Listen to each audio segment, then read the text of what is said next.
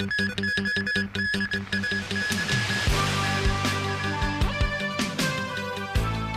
government rejects conclusions of US report on Hong Kong's autonomy. Fallout from last night's national anthem jeering.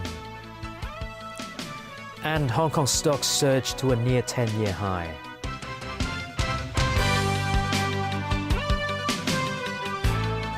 Good evening. A US congressional report on China has questioned the long-term viability of one country, two systems because of Beijing's interference.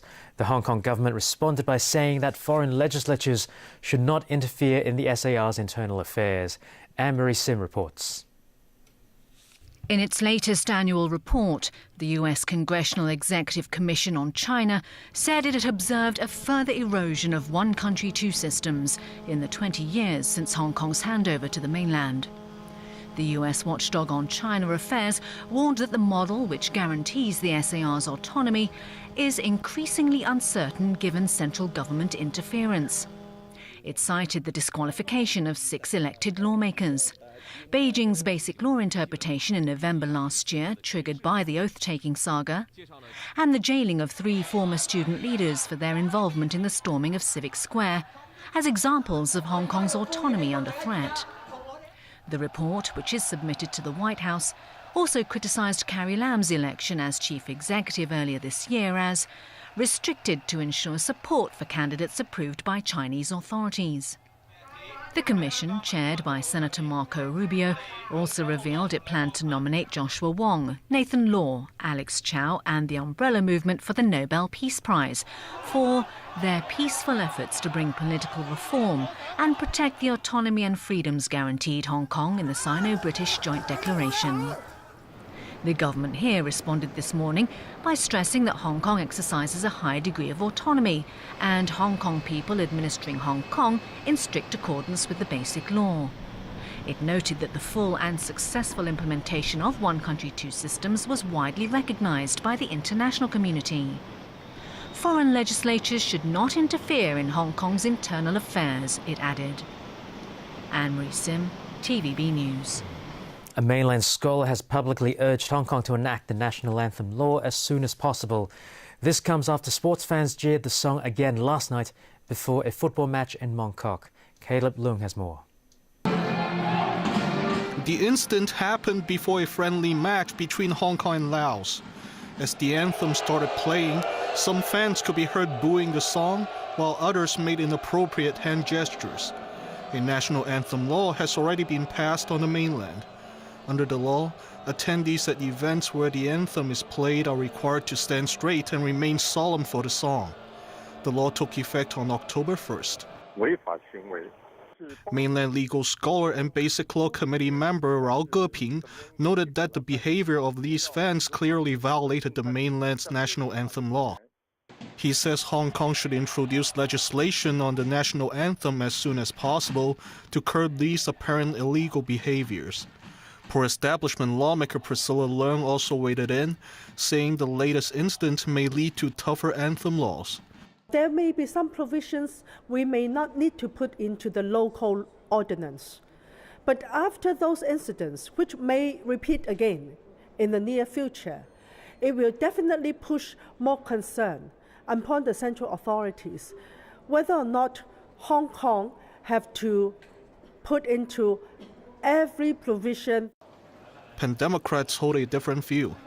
The Civic Party's Alvin Yeung says what needs to be done is to soothe the relationship between the mainland and Hong Kong.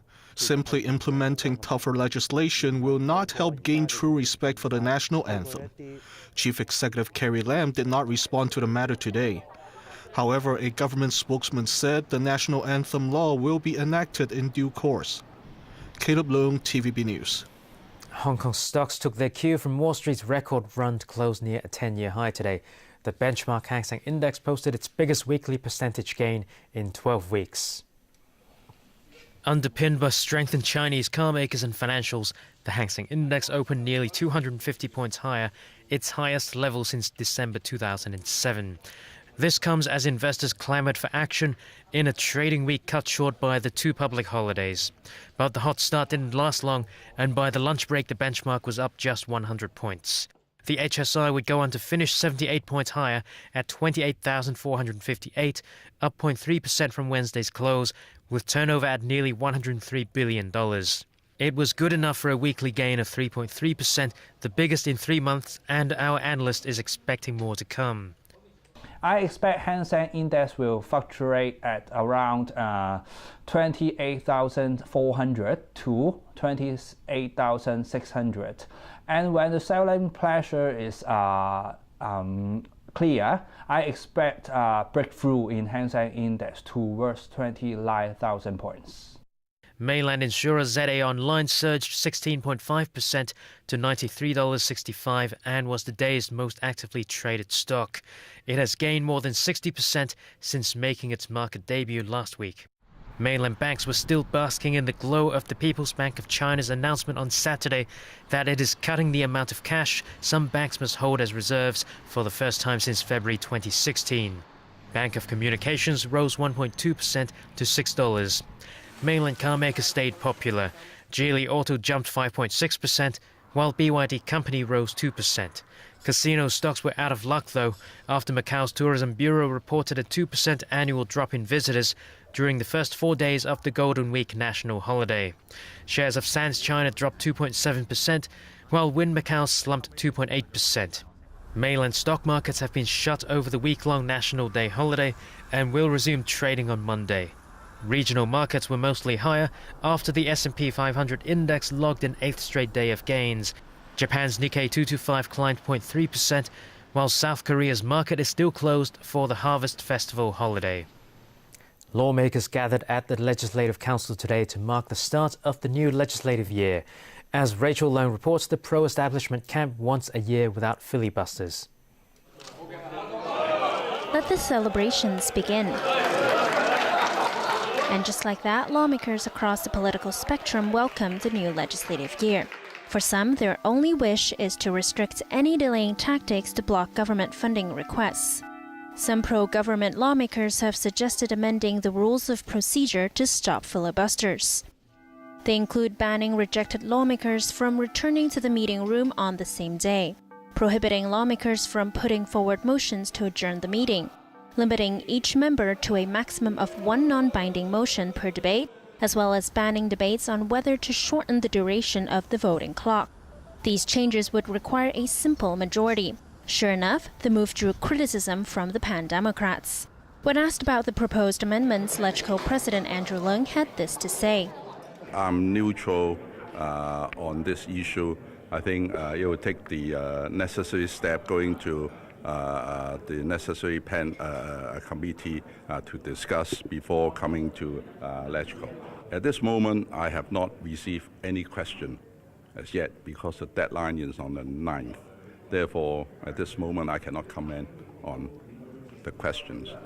This year, LegCo also saw a drop in its members after 6 lawmakers were disqualified.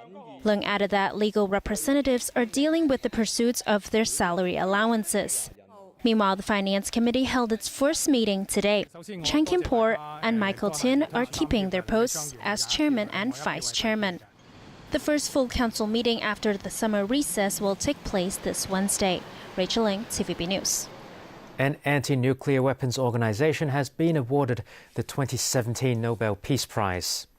The Norwegian Nobel Committee awarded the prize to the International Campaign to Abolish Nuclear Weapons, or ICAN. It was for its work to draw attention to the catastrophic humanitarian consequences of any use of nuclear weapons. The Geneva-based ICAN was honored for its efforts to achieve a treaty-based prohibition of the weapons. ICAN describes itself as a coalition of grassroots, non-government groups in more than 100 nations.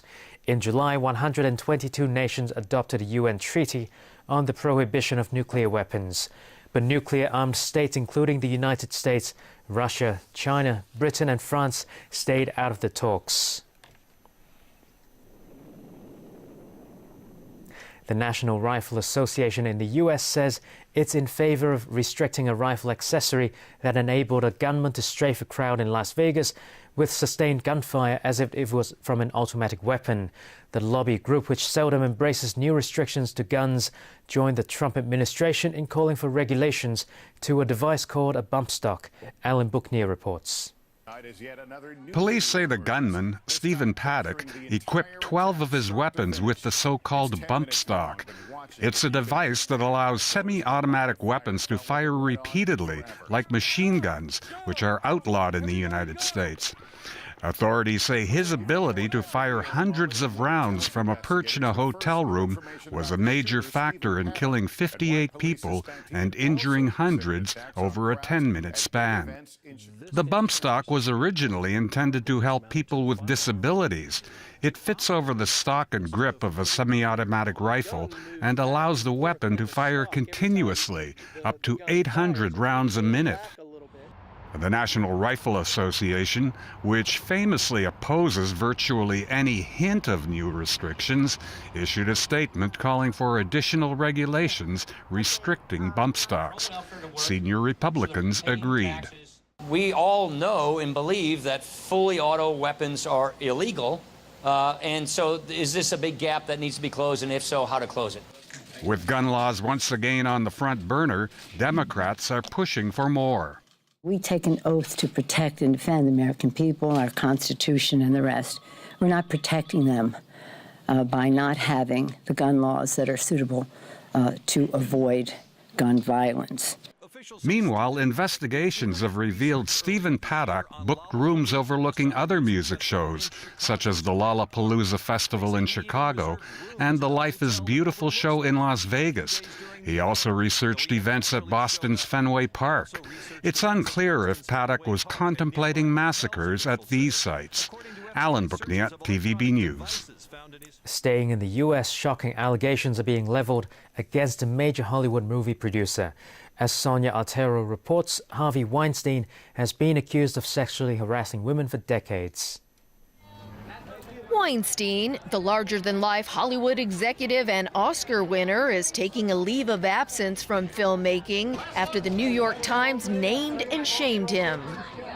Their explosive expose claims he sexually harassed Hollywood actresses and his own employees. Actress Ashley Judd claims 2 decades ago Weinstein asked her to meet him in his hotel room. He greeted her wearing a bathrobe and asked if she would give him a massage or watch him shower. The expose cites similar stories of Weinstein coercing young actresses and models into giving him massages while naked or watching him shower. They all say he promised them career advancement in return. Lending credence to the allegations, The Times says at least 8 women have received settlements from Weinstein. But Weinstein's attorney called the expose false and says his client plans to fight back with a defamation lawsuit. 65-year-old Weinstein had a powerful perch in Hollywood for 3 decades. He's best known for producing films like Pulp Fiction, The English Patient, and Shakespeare in Love, for which he won an Oscar. The Hollywood kingpin became a star in his own right because he's gifted at launching the careers of countless actors and directors. Meryl Streep referred to Weinstein as God, and Quentin Tarantino likened his relationship with the movie mogul as a marriage. Hollywood film director Steven Spielberg had a lot of opinions about Weinstein's accusations, but said the premiere of a documentary about him was not the time or place.